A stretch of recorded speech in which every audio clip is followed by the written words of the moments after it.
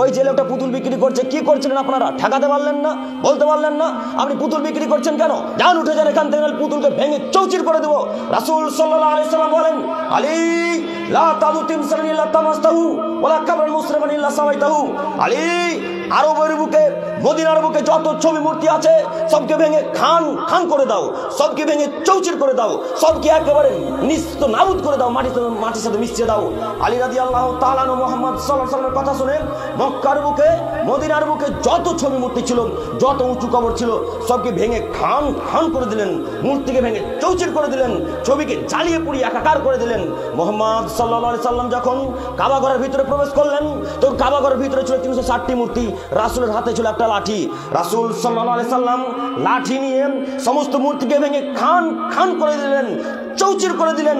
মূর্তিকে ভেঙে চৌচির করছেন আর বলছেন, জাল হক এসেছে সত্য, ওয়াজাকাল বাতিল চলে গেছে মিথ্যা, ইন্নাল বাতিলা নিশ্চয় মিথ্যা, কানা জাহুকা চিরদিন মিথ্যা।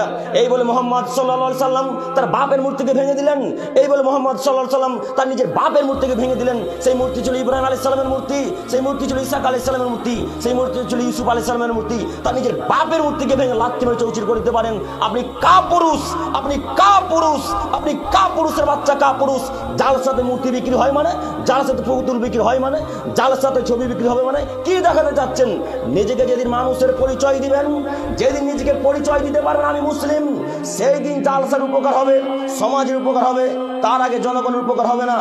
আবার আপনাকে আমি অনুরোধ করে যাচ্ছি, এরপরে থেকে যখন জালসার আয়োজন করবেন, কোন জালসার স্থানে যেন পুতুল বিক্রয় হতে না পারে। হবে ইনশাল্লাহ? কথা তখন বোঝাতে পারিনি নাকি? কথা বুঝতে পারেননি?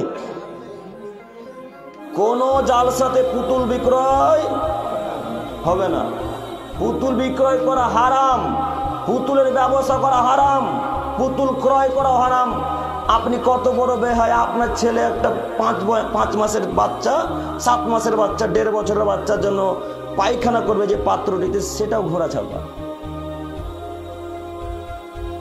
আব্দুল করিম সবই কথা বলছেন,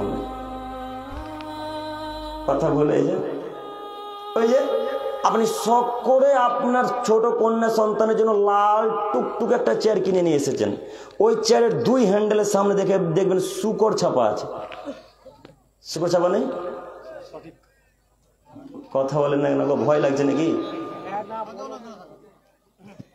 ওই যে বাংলাদেশের বক্তা ছিল তখন দেখলেন না, ওদের বাংলাদেশের একটা নীতি আছে যে যতক্ষণ পর্যন্ত তারা স্টেজে থাকবে, তাতে ভালো বলুক আর খারাপ বলুক, হ্যাঁ ঠিক বলেছেন,